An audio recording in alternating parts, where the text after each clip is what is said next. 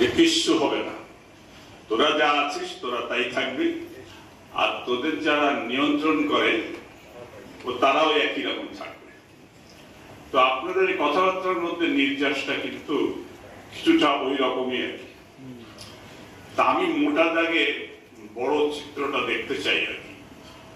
এই পেপারে অনেক কথাবার্তা আছে আর কি, সেগুলো করা গেলে তো ভালোই আর কি। তো বড় জিনিসটা হচ্ছে আমাদের দেখেন একেবারে নিকট অতীত থেকে যদি দেখি, আমাদের যতগুলো রাইট আছে আর কি, তার মধ্যে right to vote is the supreme. কেন ওইটা যদি ঠিক না থাকে, all other rights follow from there. তো আমি এখন ঘর চালাবো, দেশ চালাবো, প্রথমেই আমি যদি 2 নম্বর ওয়েতে আর আসি, তাহলে বাকি জিনিসগুলো ঠিক থাকবে কি করে? বাকি জিনিসগুলো ঠিক থাকার কথা না। অতএব আমার গদি রাখতে হবে, যা জিনিস তো বাকি জিনিস তোমরা করো।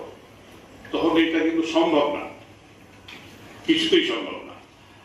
আর যে সমস্ত কালচারাল ব্যাপারগুলো বলা হয়েছে, জাস্টিস সাহেব যেটা বললেন আর কি, তো কথা হচ্ছে ওখানেও কিন্তু বোঝার দরকার আছে।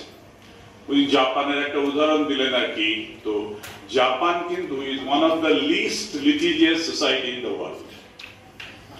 আমি আমার কাছে আপ টু ডেট ইনফরমেশন নাই, আমি ইংল্যান্ডের পুলিশ স্টাফ কলেজে থাকার সময় একটা পেপারে আমাদের সোসাইটিতে তার এক রকমের বিহেভিয়ার হয়, আর যারা নিজেরা সমাধান করতে পারে তাদের অবস্থা। জাপানে ছেলে যদি ডাকাতি করে, বাপ মা লজ্জায় আত্মহত্যা করে। ওই কালচার ডিফারেন্ট। আমাদের এখানে ওই যে কথা বলা হলো, যেটা সভাপতি মহোদয় বললেন, আপনি সমাজ বিজ্ঞানের ভাষায় এটা কালচারাল ইন্টারনালাইজেশন হবে।